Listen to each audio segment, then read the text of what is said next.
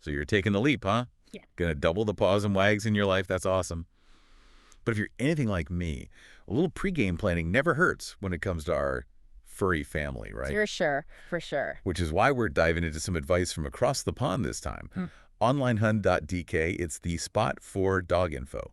In Denmark, apparently. They know their stuff. And they've got this whole guide on adding dog number 2, which, let me tell you, some real gems in there. Oh, yeah. They don't mess around. First thing that jumped out at me, they are big on making sure your first pup, your OG best friend, is truly ready for this life change, you know? It's the foundation, right? Like, you can't build a happy pack without that solid base. Exactly. And part of that, they say, is making sure your current doggo has moved past 3 big phases.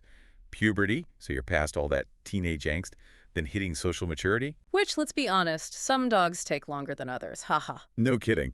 And then that independent streak some get. Like, I love you, human, but I do what I want. Classic. But yeah, when they're through those phases... That's when they're more like role model material, yeah. For sure. More secure, predictable, which is exactly what you want when a new pup's figuring things out. Think about it. A well-adjusted, older dog, they practically become training assistants. Whoa, like built-in obedience coaches. I like it.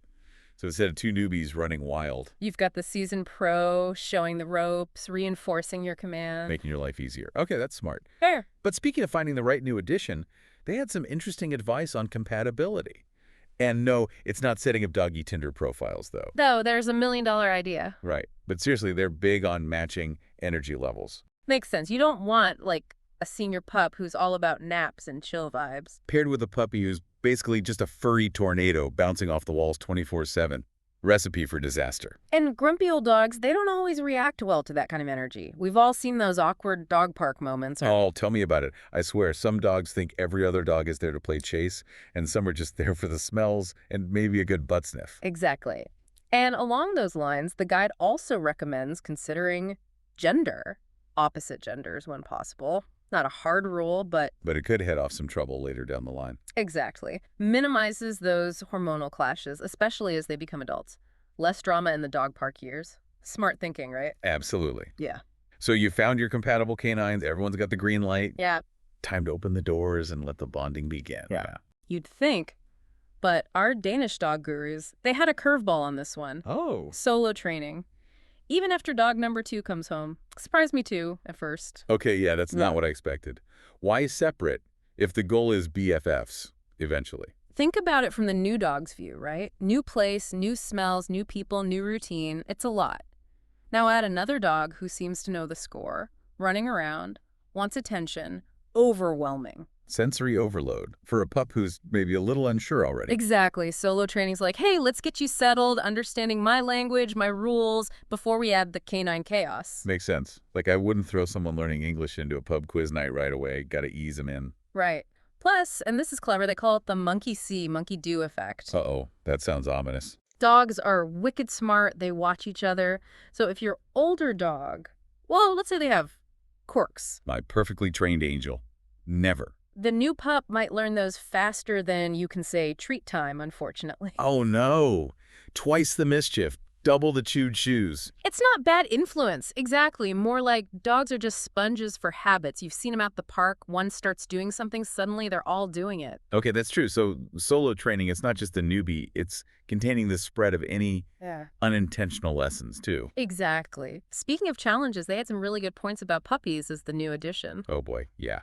Cuteness overload, but also they're like tiny furry tornadoes of chaos sometimes. What'd they say about that? Big on the puppy-free zone idea. Basically a spot your older dog can escape to. Like a senior sanctuary, away from all that puppy energy. Makes sense. Yeah. But is it really a big deal if the older one gets a bit overwhelmed sometimes? It's more than a bit, right? It's about resource guarding, which is instinctual for dogs. Resource guarding. Haven't heard that one before. So dogs protect what they value. Food, spots, toys, even their humans sometimes. Your older dog, they've been top dog, used to their privileges. New puppy shows up, all bouncy and grabby. That's a threat, right? Not because they dislike the puppy, but they're like, hey, this is mine. Spot on. The puppy-free zone, it's like a haven, no need to guard in there, less stress, less chance of conflict, especially early on. Smart. Managing those expectations right off the bat. But we do want them to be buddies eventually. There's got to be exercises to help them learn to share, right? Totally. It's easy to get so caught up in the train to-dos that we forget, like, these are emotional beings, too. So the puppy-free zone, it's not just practical. It's about giving the older dog a little emotional break, too, huh? 100%. You're creating that sense of security for everyone. And yeah, there are definitely specific exercises once they're ready to help them learn the whole sharing is caring thing. Lay it on us. What are some good ones to, like, build that foundation for friendship? Okay, leave it. That command. Game changer, especially with multiple dogs. High-value stuff, toys, treats.